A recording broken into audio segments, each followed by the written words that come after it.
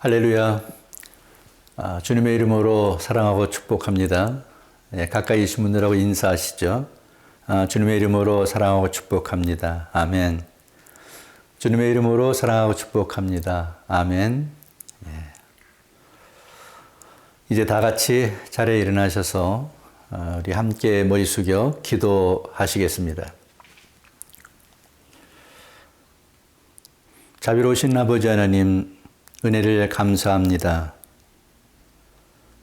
주 앞에 놓아 예배하는 자를 기뻐하시는 하나님, 오늘 주님의 부름을 받은 저희들이 주의 존전에 모였사오니 이 시간 성령으로 감화 감동해 주시고 임재해 주셔서 주님이 함께하는 가운데에 거룩한 예배를 드리게 하옵소서. 예수님의 이름으로 기도하옵나이다. 아멘. 전능하사 천지를 만드신 하나님 아버지를 내가 믿사오며 그 외아들 우리 주 예수 그리스도를 믿사오니 이는 성령으로 잉태하사 동정녀 마리아에게 나시고 본디오 빌라도에게 고난을 받으사 십자가에 못 박혀 죽으시고 장사한 지 사흘 만에 죽은 자 가운데서 다시 살아나시며 하늘에 오르사 전능하신 하나님 우편에 앉아 계시다가 저리로서 산자와 죽은 자를 심판하러 오시리라. 성령을 믿사오며 거룩한 공예와 성도가 서로 교통하는 것과 죄를 사해 주시는 것과 몸이 다시 사는 것과 영원히 사는 것을 믿사옵나이다. 아멘.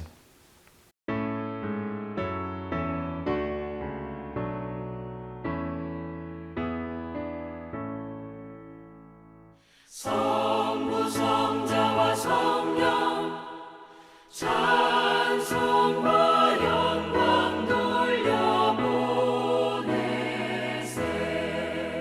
태초로 지금까지 또 영원 무궁토록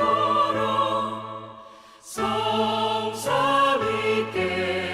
영광 영광.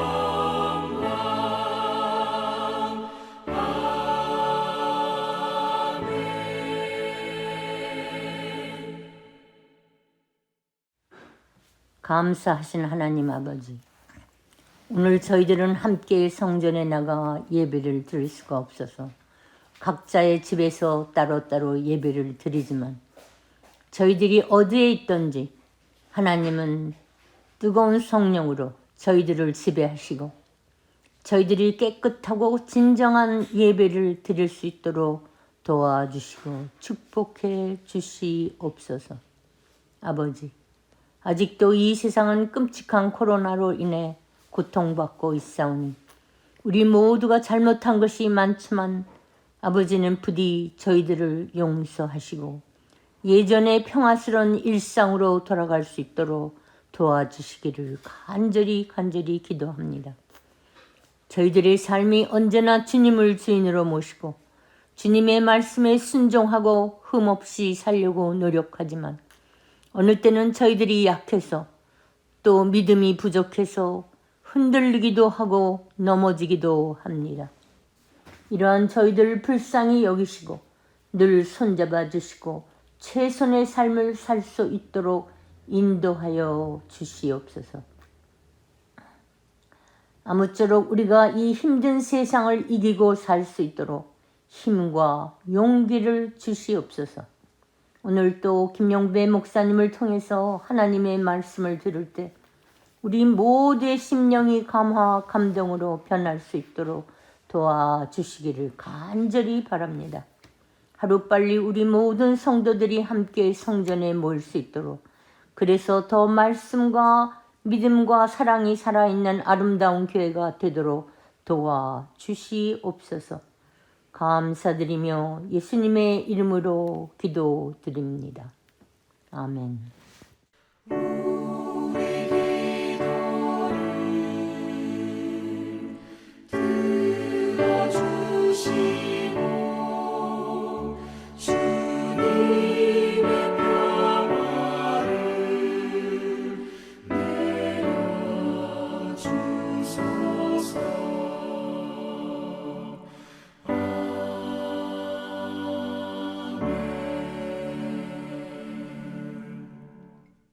되풀린 복음을 선포하는 시간입니다.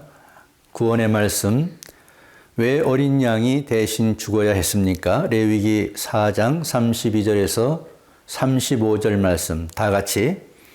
그가 만일 어린 양을 속죄제물로 가져오려거든 흠없는 암컷을 끌어다가 그 속죄제 제물의 머리에 안수하고 번제물을 잡는 곳에서 속죄제물로 잡을 것이요 제사장은 그 속죄제물의 피를 손가락으로 찍어 번제단 뿔들에 바르고 그 피는 전부 제단 밑에 쏟고 그 모든 기름을 화목제 어린 양의 기름을 떼낸 것 같이 떼내어 제단 위 여호와의 화제물 위에서 불사를 지니 이같이 제사장이 그가 범한 죄에 대하여 그를 위하여 속죄한즉 그가 사함을 받으리라.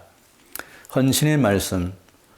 범사의 그리스도에까지 자라는 삶이란 어떤 삶입니까? 에베소서 4장 13절에서 15절 말씀 다 같이. 우리가 다 하나님의 아들을 믿는 것과 아는 일에 하나가 되어 온전한 사람을 이루어 그리스도의 장성한 분량이 충만한 데까지 이르니 이는 우리가 이제부터 어린아이가 되지 아니하여 사람의 속임수와 간사한 유혹에 빠져 온갖 교훈의 풍조에 밀려 요동하지 않게 하려 함이라. 오직 사랑 안에서 참된 것을 하여 범사의 그에까지 자랄지라. 그는 머리니 곧 그리스도라. 계승의 말씀. 하나님을 믿는 사람의 궁극적 삶의 목표는 무엇입니까? 고린도전서 10장 31절 말씀. 그런즉 너희가 먹든지 마시든지 무엇을 하든지 다 하나님의 영광을 위하여 하라. 축복의 말씀. 야베스가 받은 복은 어떤 복입니까? 역대상 4장 10절 말씀. 야베스가 이스라엘 하나님께 아뢰어 이르되 주께서 내게 복을 주시려거든 나의 지역을 넓히시고 주의 손으로 나를 도우사 나로 환난을 벗어나 내게 근심이 없게 하옵소서 하였더니 하나님이 그가 구하는 것을 허락하였더라. 아멘. 할렐루야. 사랑하는 성도 여러분, 금주 한 주간 동안에도 이 하나님의 말씀을 선포하고 또 이 말씀을 묵상하고 또 하실 수 있으면 이 말씀을 암송하면서 하나님의 말씀에 사로잡혀서 또 하나님의 말씀에 이끌림 받아서 살아가는 한 주간이 되시게 되기를 바랍니다.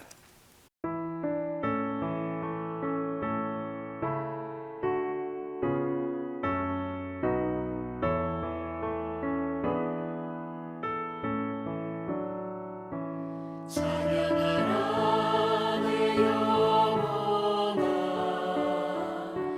찬양하라 내 영혼아 온 마음과 정성 다하여 주 찬양하라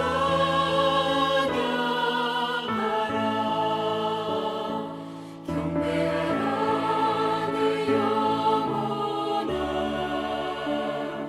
경배하라 내 영혼아 온 마음과 정성 다하여 주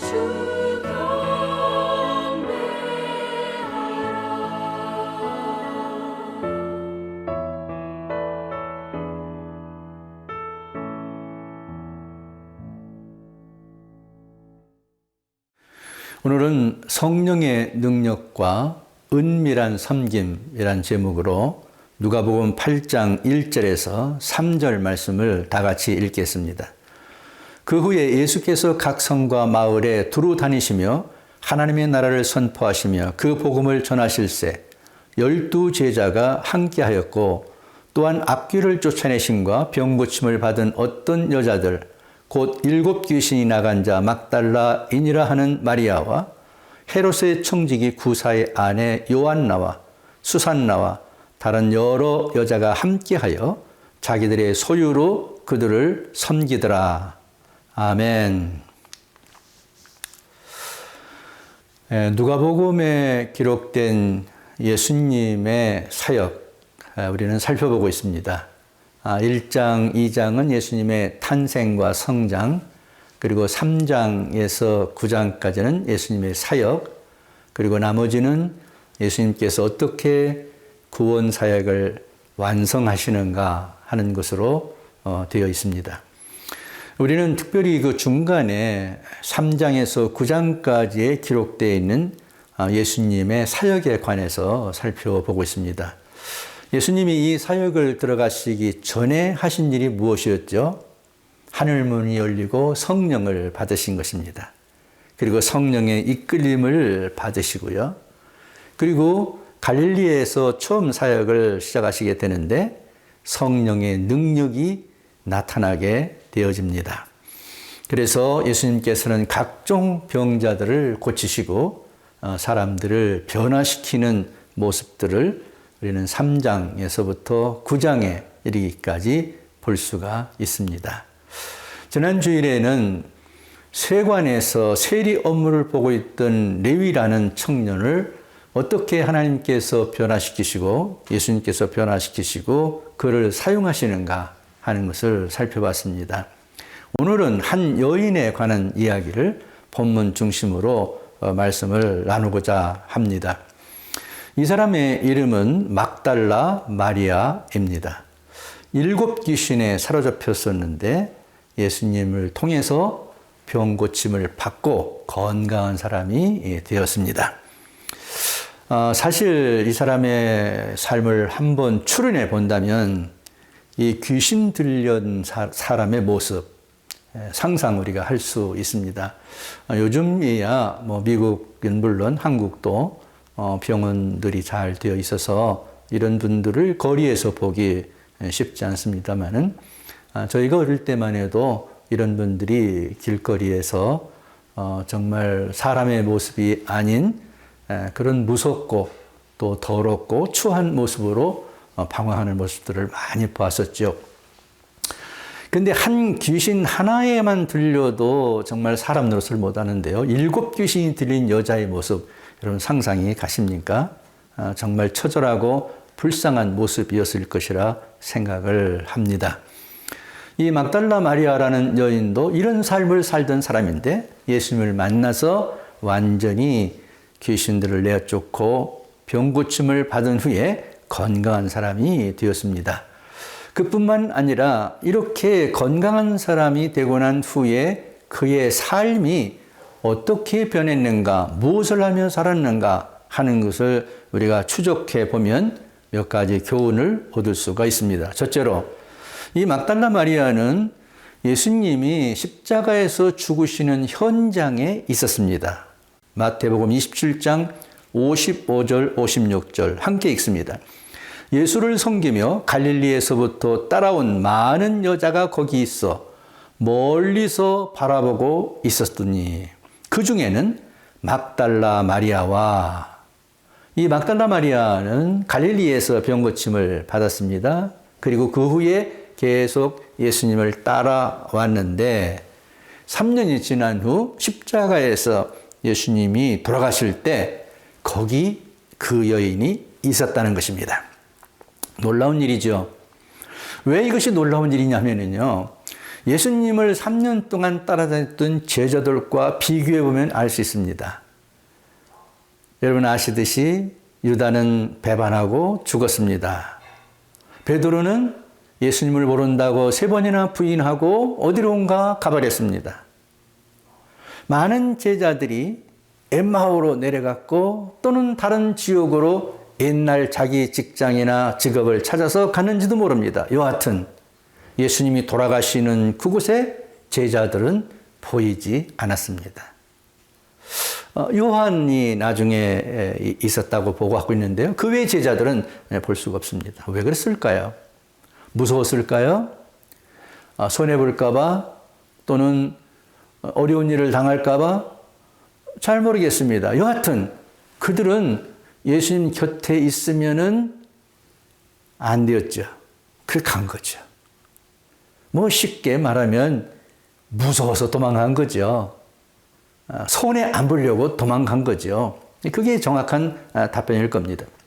그런데 그런 무시무시한 현장에 예수님을 멀찍이서 바라보고 있는 여인이 있었으니 그게 막달라 마리아였다.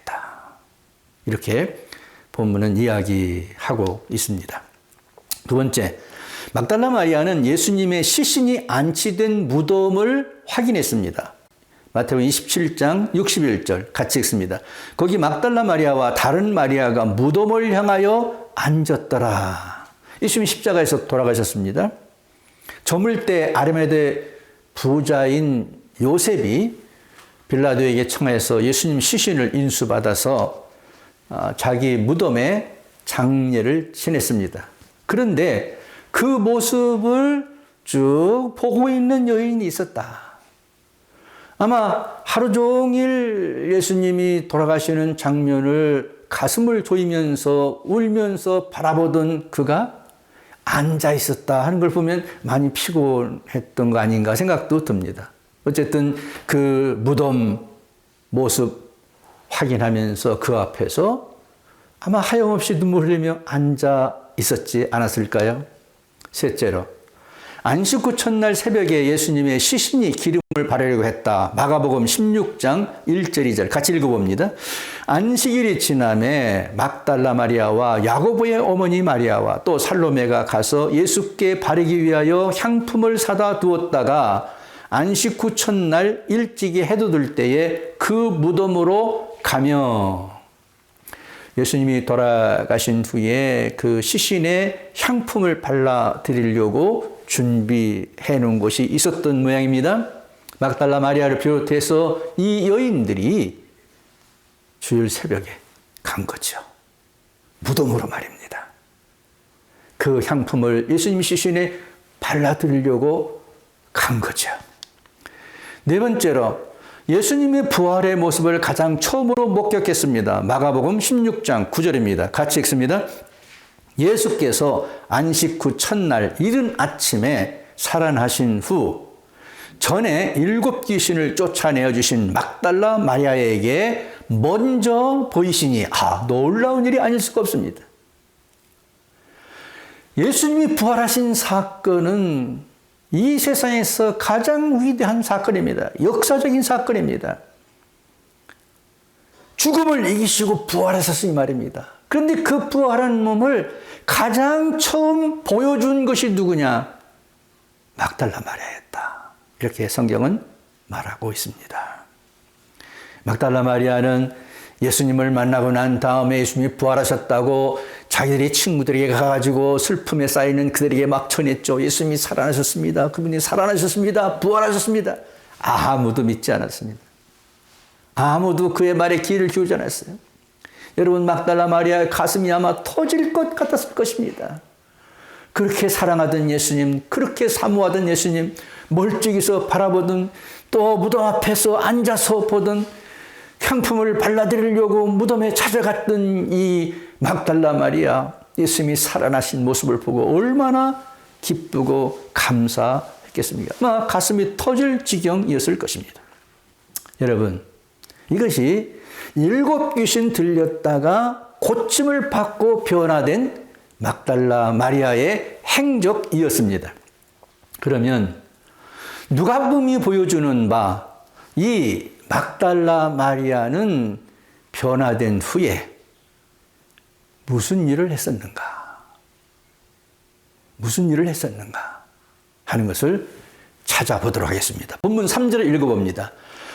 헤롯의 청지기 구사의 아내 요한나와 수산나와 다른 여러 여자가 함께 하여 자기들의 소유로 그들을 섬기더라. 1절, 2절에 보면 지금 막달라 마리아 얘기를 하고 있다가 막달라 마리아뿐만 아니라 헤롯의 청지기 구사의 아내 요한나, 또 수산나, 이름 없는 다른 여자들과 함께 팀을 만들어서 자기 소유를 가지고 그들을 섬겼다. 예수님과 그의 제자들을 섬겼다. 이렇게 말씀하고 있습니다.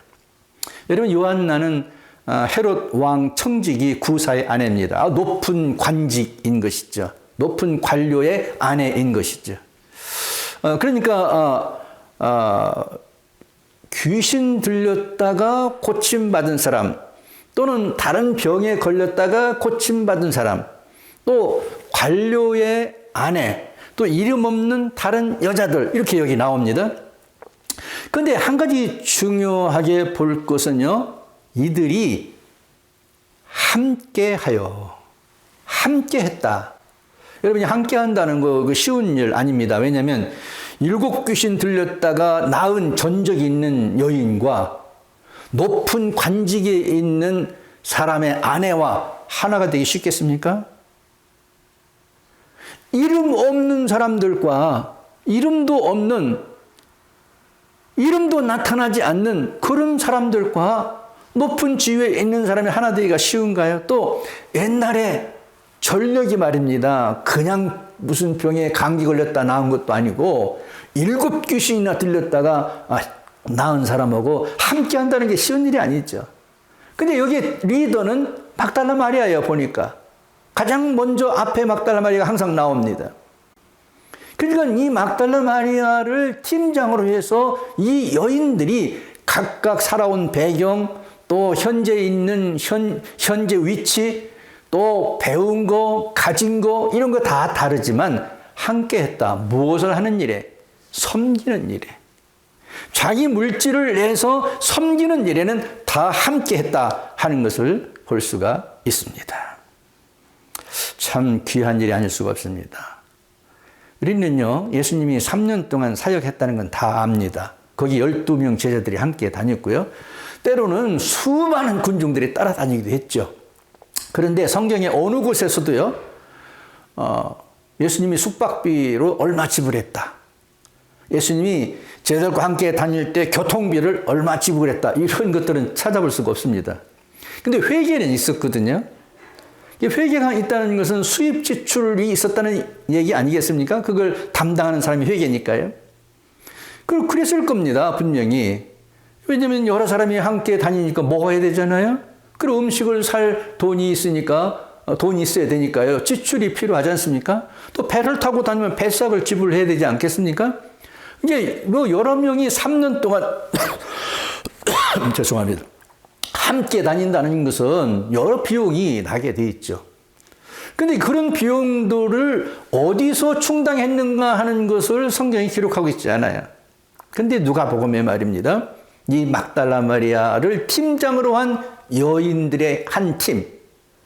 이들이 함께 해서 자기 소유를 가지고 예수님과 그의 제자들을 섬겼다. 이런 말이 나온다는 것입니다.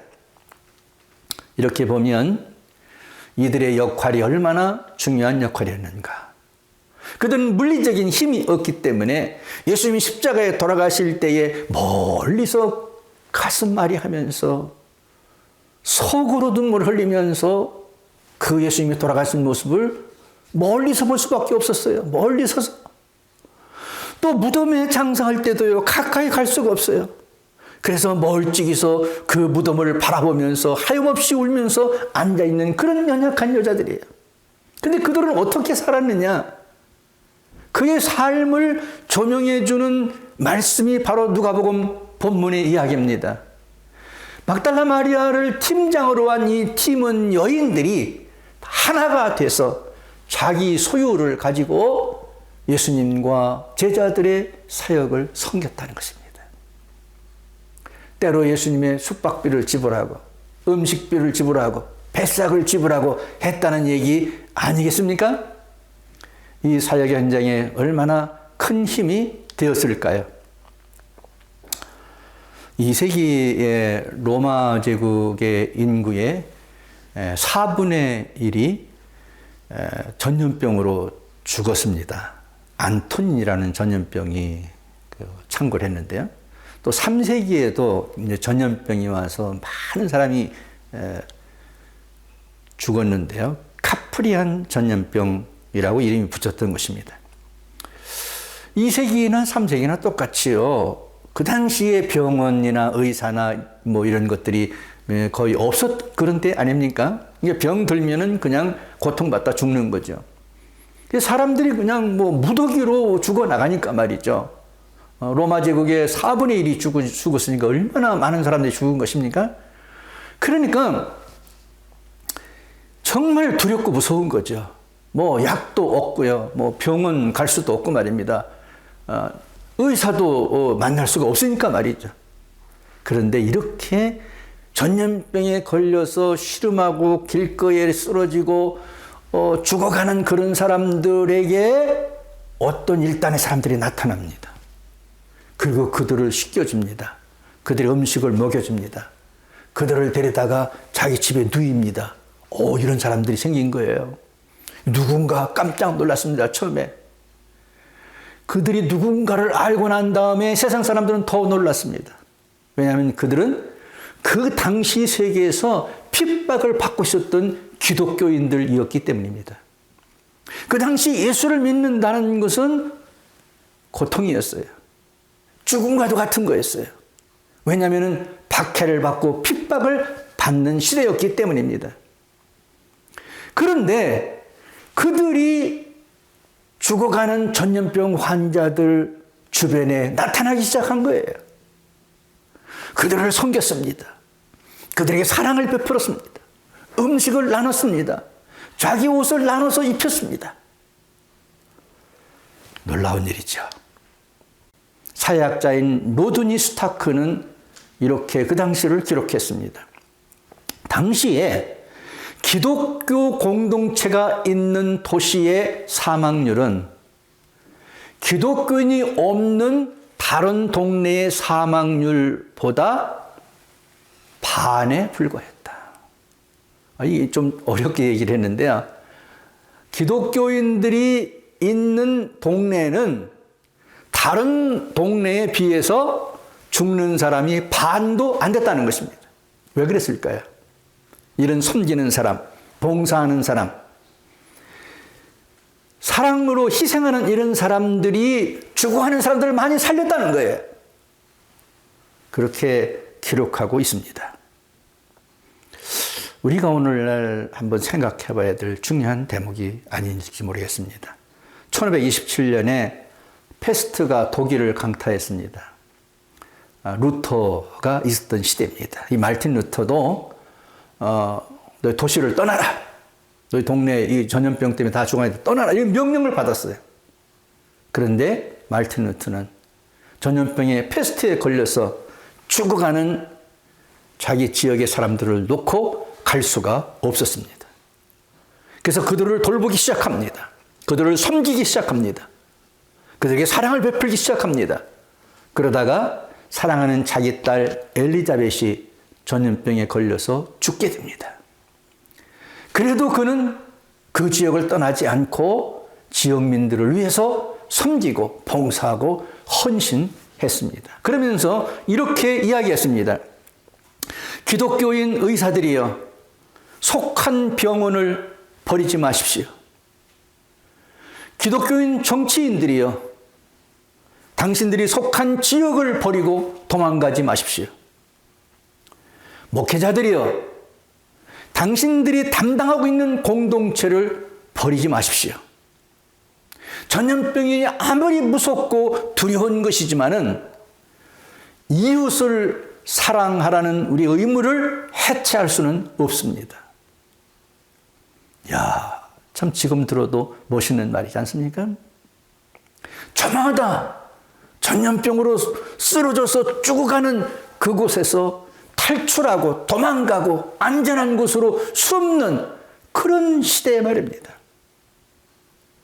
그리스도의 사랑을 가진 우리는, 예수를 통해서 변화된 우리는 그들과 같이 살 수 없다.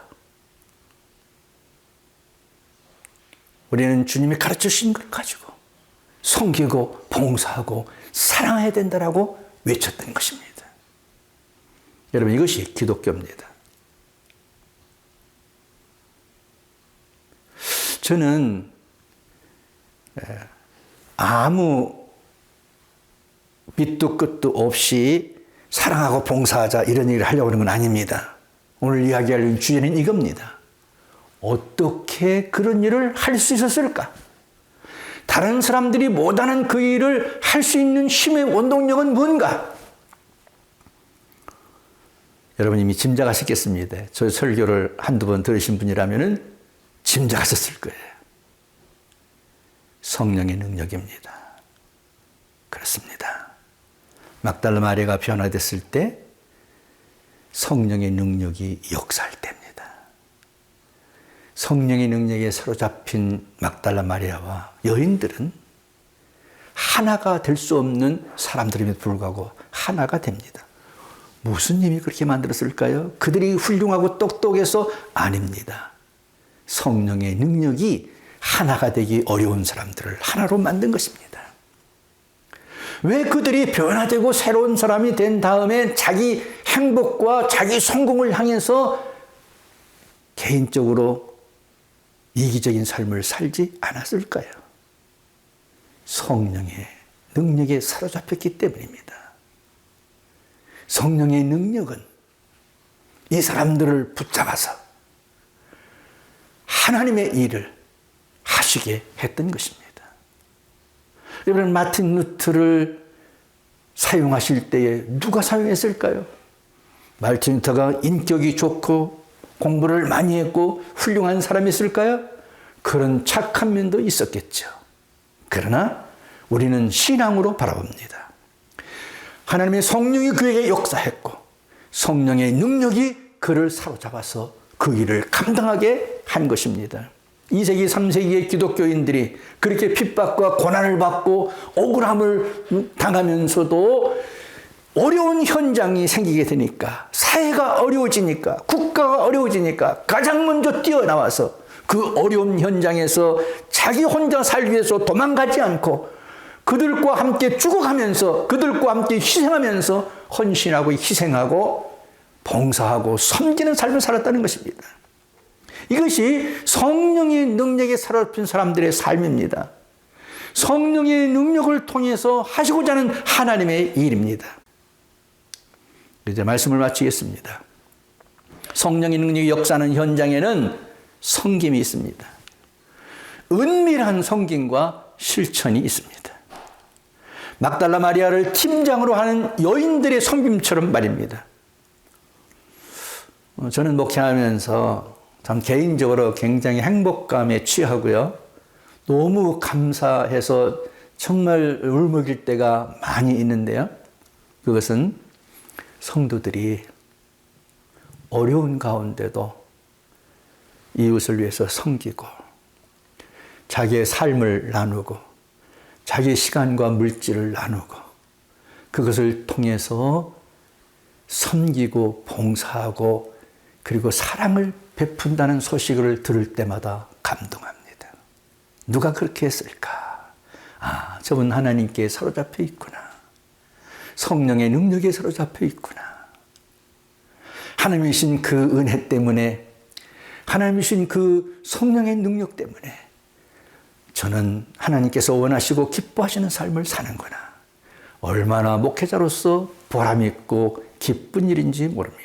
저는 근래에도 이런 일 소식들을 여러 군데서 듣고 있습니다. 지금 말하지 않습니다. 잘했다고 칭찬하지 않습니다. 박수 치지도 않습니다. 왜냐하면 그들의 은밀한 봉사와 은밀한 섬김이 사람들 앞에서 또 하나님 앞에서 혹시라도 흠이 될까 그렇습니다. 여러분, 은밀한 섬김, 성령의 능력이 사로잡혀서 금년 한 해 동안 한번 살아보지 않겠습니까? 내가 사는 가까운 이웃에 은밀한 섬김 필요한 사람이 있습니다.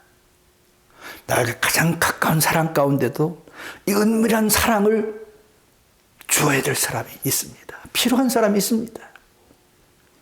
성령의 능력에 사로잡혀서 이 삶을 살 수 있는 여러분과 우리 모두가 되게 되기를 바랍니다. 함께 우리가 기도합니다. 하나님 아버지 감사합니다. 일곱 귀신을 내어 쫓아주신 주님, 한 여인의 삶을 완전히 바꿔주신 주님, 절망과 고통에서 희망과 기쁨을 주신 주님, 그 은혜를 기억하며 섬김의 삶을 살게 하시니 감사합니다. 헌신과 사랑의 삶을 살게 하시니 감사합니다. 우리도 본받아 그런 삶을 살 수 있도록 도와주옵소서. 다시 한번 성령의 바람이 불어와 우리 마음을 뜨겁게 하여 주옵소서. 섬기지 않고는 견딜 수 없는 뜨거움을 주옵소서. 내 의지적으로 억지로 체면상하는 것이 아니라 내 속에서 뜨거운 주의 성령의 능력으로 말미암아 사랑하지 않고는 견딜 수가 없고 섬기지 않고는 견딜 수가 없고 그냥 지나칠 수 없는 능력의 삶에 사로잡히게 하여 주시옵소서. 주님, 바람 같은 성령, 불 같은 성령을 사모합니다. 은밀한 섬김과 헌신의 기쁨을 우리에게 주옵소서. 멀리서 바라보기만 해도 행복한 기쁨, 계신 곳을 향하여 앉아있기만 해도 가슴이 설레는 행복, 그 기쁨과 행복으로 부활하신 예수님과 동행하며 살게 하여 주옵소서. 영원한 천국의 안식과 평안을 누리게 하여 주옵소서. 그분 때문에 삶의 의미가 있고 그분 때문에 삶의 목표가 생겼으며 그분 때문에 살 가치가 있는 인생이 되게 주옵소서. 주여, 다시 고백합니다. 내 힘과 내 능력으로 할 수가 없습니다. 성령이여 오시옵소서. 나를 사로잡아 주시옵소서. 내 안에 역사하여 주시옵소서. 그 능력을 의지하고 살아가게 하옵소서. 그런 우리 성도들, 그런 우리 교회, 그런 우리 국가 모든 이들이 될 수 있도록 하나님 성령으로 충만케 하여 주옵소서. 예수님의 이름으로 기도하옵나이다. 아멘.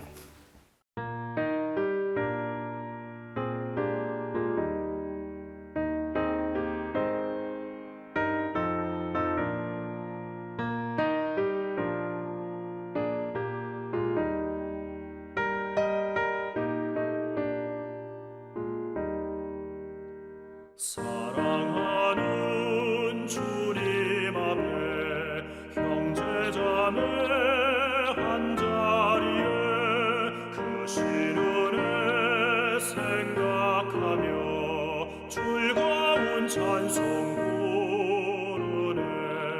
내 주 예수 본을 받아 모든 사랑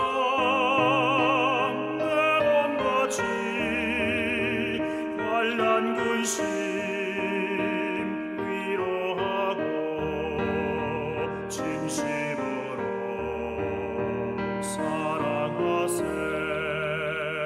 사랑하는 주님 앞에 온갖 충성 다 바쳐서 괴로우나 즐거우나 주님만 입소서. 우리 주님 거룩한 손 제자들의 어르시사 남 섬기는 종의 도를 목소에게 보이셨네.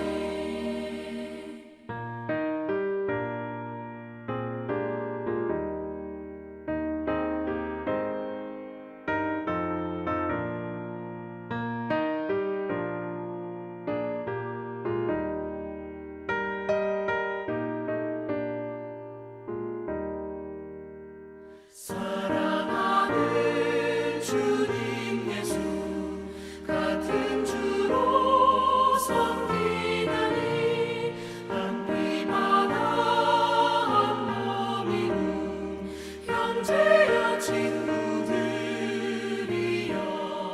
한 몸같이 친밀하고 마음으로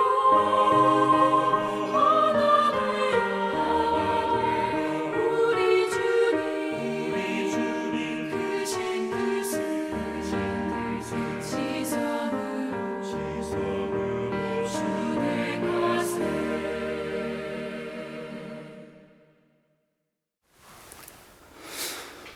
이제는 우리 예수 그리스도의 은혜와 하나님 아버지의 극진하신 사랑하심과 성령님의 감동하심과 위로하심과 축복하심이 이제부터 영원토록 함께 계시기를 간절히 축원하옵나이다. 아멘.